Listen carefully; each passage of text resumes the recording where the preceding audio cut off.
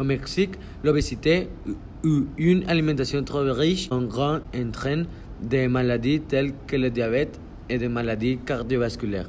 Actuellement, notre pays occupe la première place du monde dans l'obésité infantile. Nous avons proposé d'enquêter de manière digitale sur 100 adolescents entre 14 et 18 ans. Nous voulions comprendre les habitudes alimentaires des jeunes à Yo-le-Rio pour analyser que si l'adolescent était obèse, il aurait 70 de chances qu'il souffre de surpoids et acquiert une maladie mentionnée précédemment. De cette façon, nous pourrions comprendre si les adolescents sont intéressés à prendre soin de leur alimentation ou est-ce que c'est insignificant. Malgré les jeunes connaissent les conséquences de l'obésité, ils continuent à exercer mauvaises habitudes. Les 61% des personnes mangent 3 fois par jour et les 35% des personnes mangent 5 fois par jour.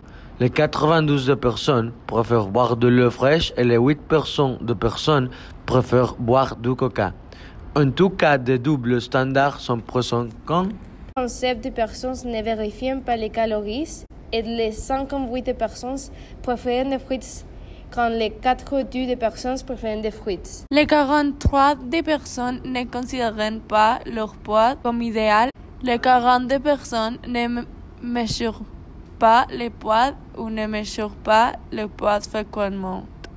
De cette manière, nous avons conclu que la malnutrition au Mexique est un problème qui affecte son développement dans les 3 piliers de la durabilité. Premièrement, les personnes qui dépensent en mangeant de la nourriture rapide ont tendance à dépenser plus que ce qu'ils dépensent pour tomber la maladie. De la même manière, le gouvernement mexicain investit plus d'argent dans les centres de santé que dans les campagnes d'amélioration de la nourriture. Le CONAPO et l'UNICEF soulignent que le gouvernement mexicain dépensera plus de 134 847 millions de pesos pour atteindre l'obésité. Ensuite, le secteur social est corrompu parce que si les adolescents ne font pas d'exercice, il sera impossible de créer une communauté qui respecte la dignité des autres. Bien que la plupart des gens, les 70%, pensent que l'exercice et le régime alimentaire sont importants. Pourquoi il y a un pourcentage, 20%, qui n'exercent pas?